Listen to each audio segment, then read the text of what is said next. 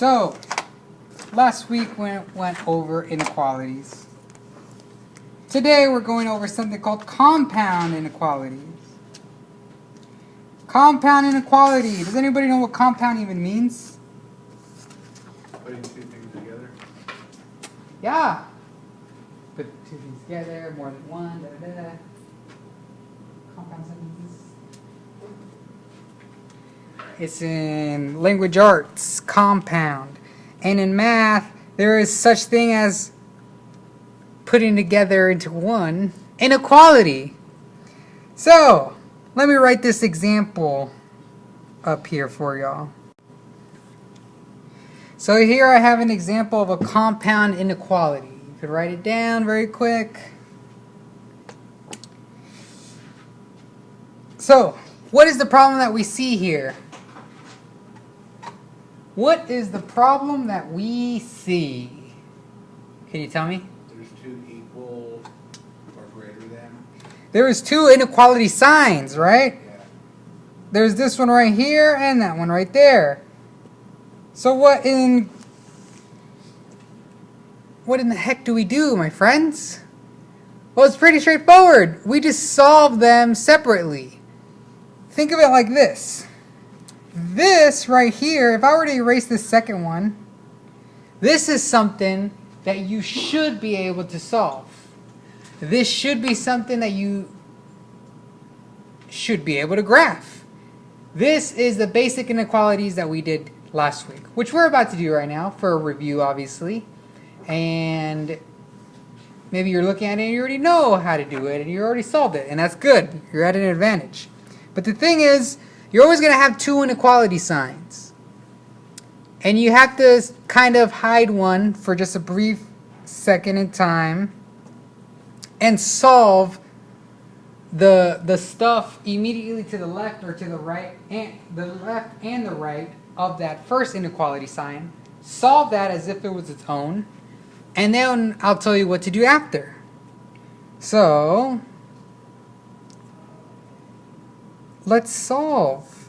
Let's solve this part right here.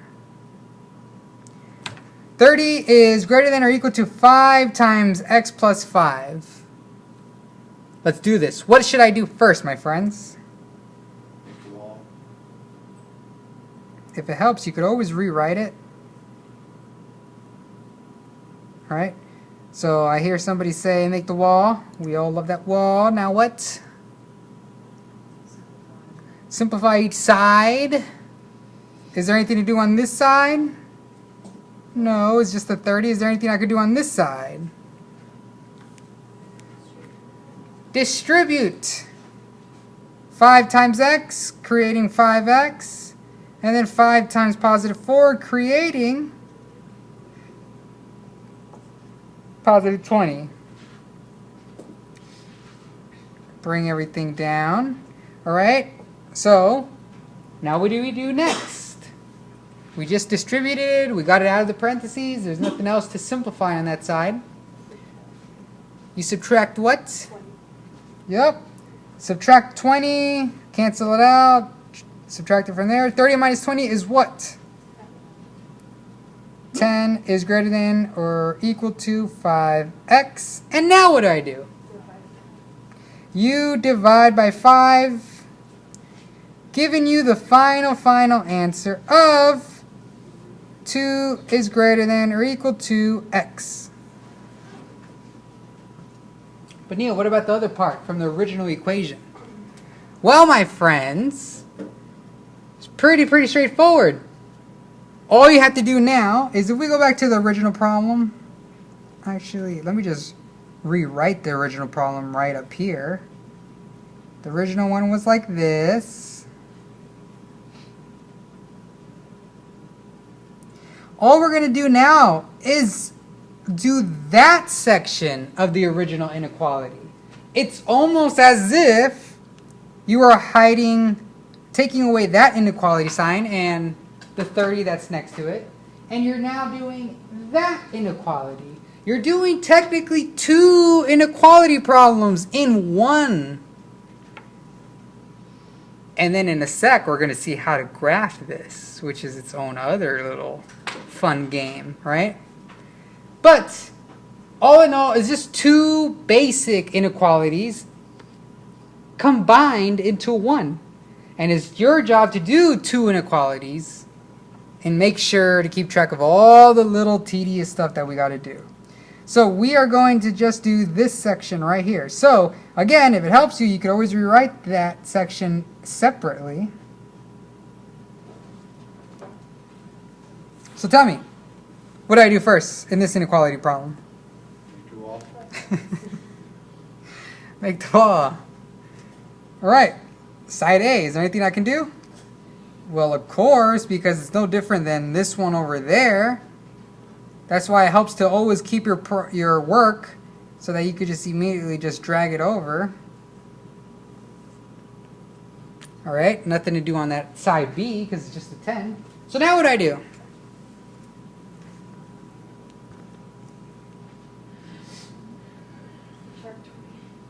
Subtract 20.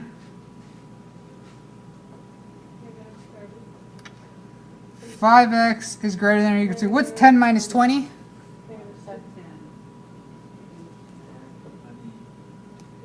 Negative 10. What do I do now?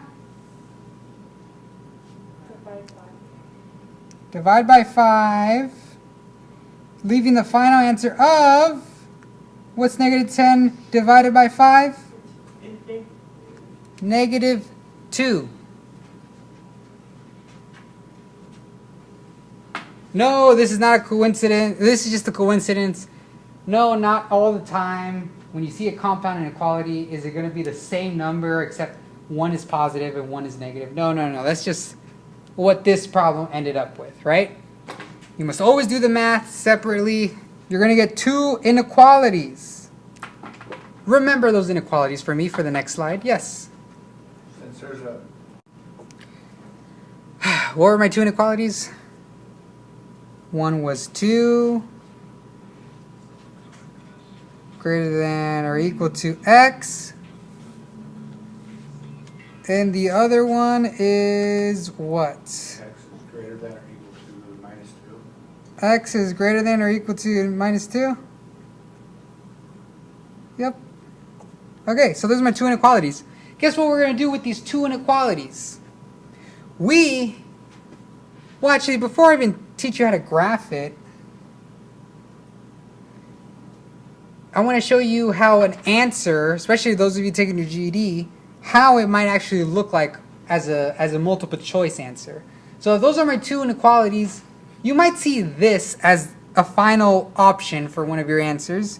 You could write it in this way, or you could write it in the way that I'm going to tell you to do right now. Either way, I know what you mean, and they're both correct. But the way math will display compound inequality answers is like this.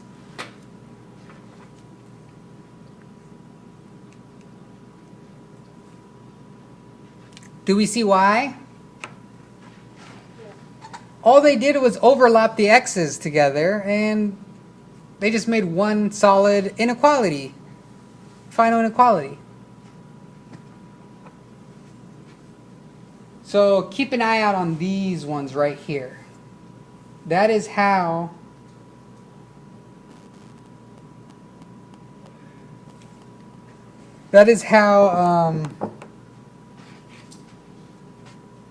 the answers might be displayed.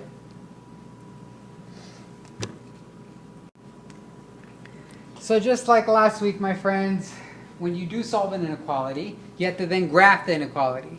So in this case, you have either two inequalities or you've decided to combine it to make that one inequality. No matter what, you could still graph this. I think it's easier to graph the two separate inequality ones visually. Treat it like this. That first one, 2 is greater than or equal to x. How does that look like on the graph? Well, let's do it.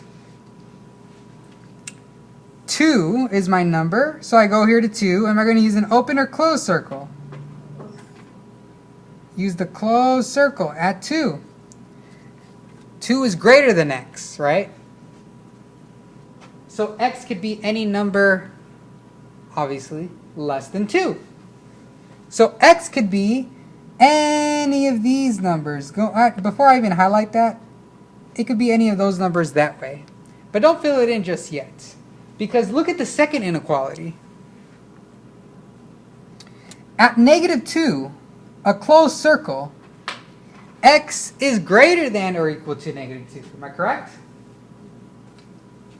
Which means x could be any number leading up. Greater than x, I should say. So that one, x could be anything greater, but x has to be anything less than 2. How does my final shade look like? Well, it's the pretty much in between. It looks like this. GED folks, you're going to be given this on the test. That's for sure. That's for certain. So be prepared for compound inequalities. That is the final graph of that inequality. Of these ones, this one. Pretty much when you're given this as your question to solve and graph, you're going to either be given this as an answer or that as an answer, and your final graph will look like this.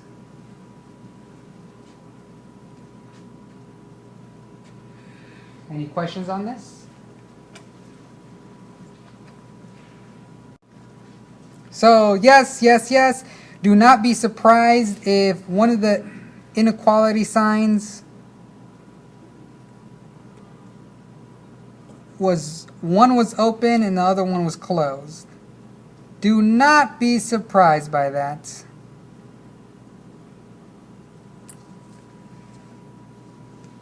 And in fact, there's going to be a lot of those because they're trying to see whether they could trip you up with one of the smallest things. You do all the math correctly, you graph it all correctly, but then you end up leaving one of your dots open when it's supposed to be closed.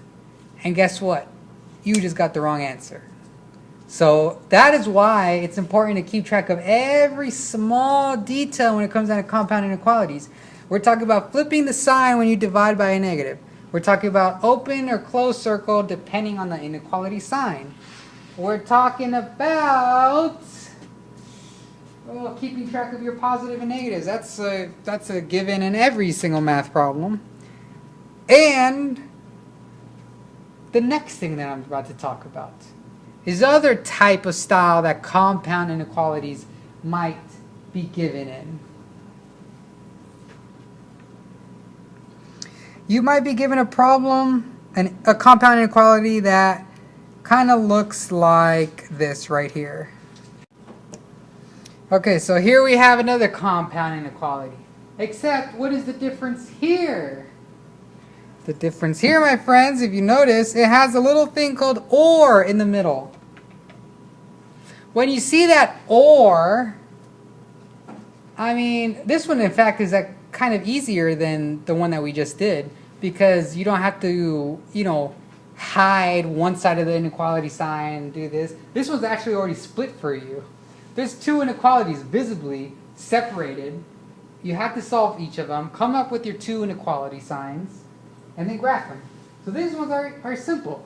The reason why the or is important because that could give you a hint of how your graph is going to look like. And we're going to get to that in a sec. But for now, let's use our math skills. Let's solve this. Let's solve our two inequalities. And luckily for us, it's already separated because it's an or problem. So let's solve that one right there. X minus 2 is less than -8. What should I do there first? Whoa. Gotta love that whoa. Then what?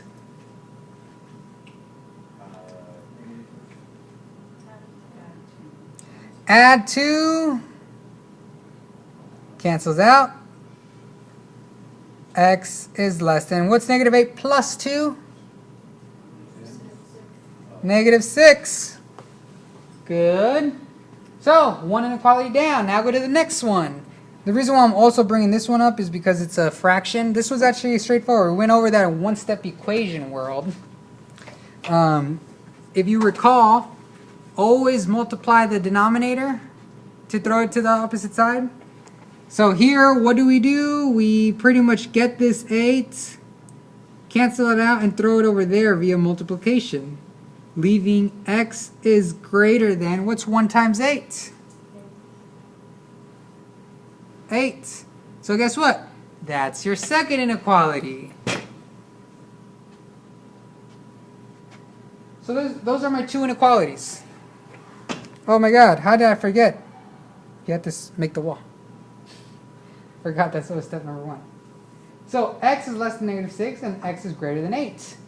How does that look on a graph? What's the difference between an OR problem and a problem like this one that we did? Well, let's graph it and let's see. Those are pretty large numbers, so I'm going to have to add a lot. 1, 2, 3, 4, 5, 6, 7, 8, 9, 10. 1, 2, 3, 4, 5, 6, 7, 8, 9, 10. 1, 2, 3, 4, 5, 6, 7, 8, 9, 10. -1, -2, -3, -4, -5, -6, -7. Alright, let's stop there. Okay. So, let's start graphing this. The first one, x is less than -6. Let's graph that. -6 is where? Right here. Open or close circle? Open circle. X is less than -6, am I right? Which means x could be any of these numbers over here. If we go graph the other one, x is greater than 8. So you go to 8, open circle, x is greater than 8, which means x could be any of these numbers over here. Do we see how this compound inequality is graphed? Do you see how x could be any number except for any of these ones inside? That's what compound inequality tells us. That x, whatever x is, it for sure cannot be any of these numbers there, but it can be any number greater than 8 or any number less than -6. Versus this one, the one that we did previously, it's saying x could be any number greater than -2, but any number less than 2. It could be any of those numbers in between, or the 2. Definitely not the -2, because it's open circle. But x could be any of those numbers in between. That's what this compound inequality, this graph looks like, versus this one. So when you see that or, it should tell you that your graph, its final look, should be the ones with a break in between. Either this large of a break, or don't be surprised if it'll be 1 point here and 1 point there, and then going outwards. But still with a break in between. That's an OR problem.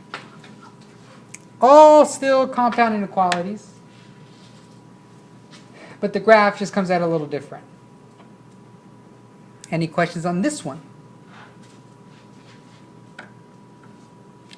Because there is one last one, which is literally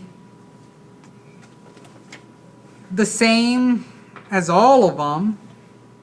It's more similar to a graph like this. It's going to look like this as its graph, but the inequality problem isn't combined like these ones that we did. Which one is it? Oopsie. It isn't combined. It's also detached. Whoa! I can hear. It just popped. It comes and goes, though. It comes and goes. So I'm pretty sure in a sec it's going to close up and I'll hear nothing but muffledness on this side. Urgent care. Urgent. So, this next problem is, let's do this. X plus 8 is greater than or equal to 9.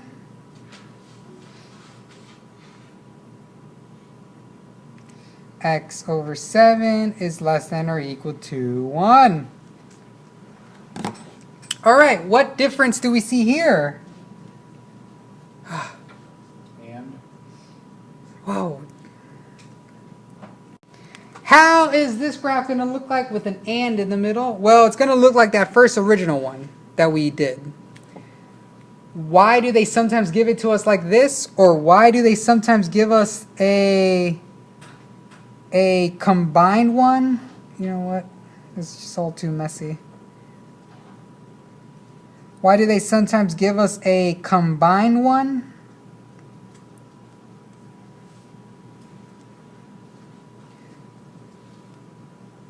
Well, mostly because of the job that's going to be using it. Such as this whole inequality system is used a lot in, I'm assuming, engineering, anything with computers, right? They put in the formula of the inequality, and then they have the numbers avoid, they have the computer avoid certain numbers or pinpoint a certain number location of whatever, right? That's what inequalities are. So why is it that sometimes they give us inequalities, compound inequalities that are already detached for us with the little and in the middle? And why sometimes they give us these ones that happen to look, that are compound inequalities, but they're all attached in one? It's just because for different usage.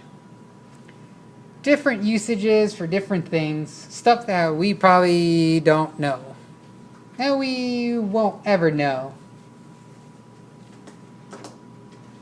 But we are still going through all the different compound inequalities, and this is one. So just like the one with the or, it's already separated for us. All we got to do is solve. So let's solve our inequalities. On this one over here, what must I do first? equal. Then what? Now what? What needs to be moved? Cancel out the -8, turn it into a 8 on the other side. Cancel out the 9? 8. Cancel out the 8. Cancels out, gets thrown over there. X is greater than or equal to, what's 9 minus 8? 1, and just like that, no need for division or anything. You already solved for x. X is greater than or equal to 1. Now we jump to this next one. What do I do here? That's right, build the wall.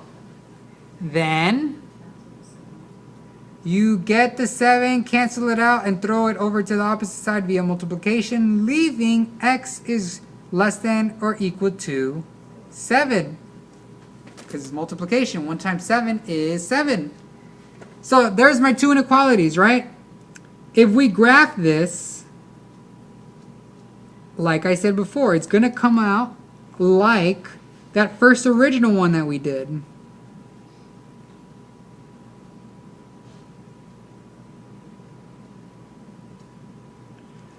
Okay, 1, 2, 3, 4, 5, 6, 7, 8. So let's graph the first inequality. X is greater than or equal to 1. So you go to 1, close circle. Actually, I should use a different color.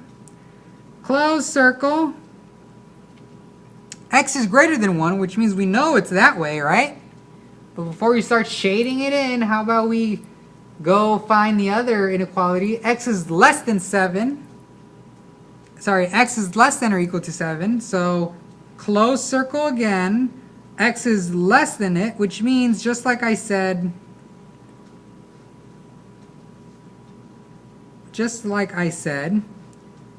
it looks like one of those attached graphs with x being any of those numbers in between those 2 points.